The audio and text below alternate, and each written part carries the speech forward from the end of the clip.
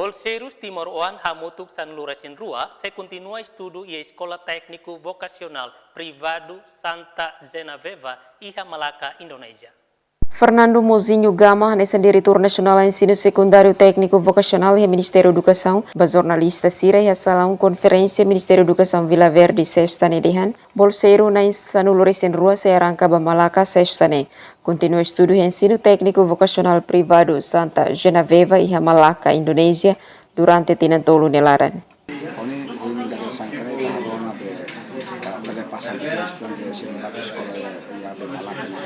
Necesitan beasiswanya kalau ini dia koordinasi dengan sekolah. Jadi sekolah di Surabaya, sekolah yang sekolah kejuruan Santa Genoveva, Malacca. Jadi jenis student ini banyak bayar di sekolah kejuruannya. Para wisata pembaru sudah kuan di kantor sini sekitar selama itu ya.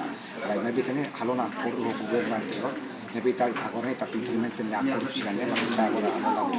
Ni husu ba bolseiro sira tem que escola no estuda di diag, tambah sira doku si inang aman, kari kia problema komunika ba inang amang no escola.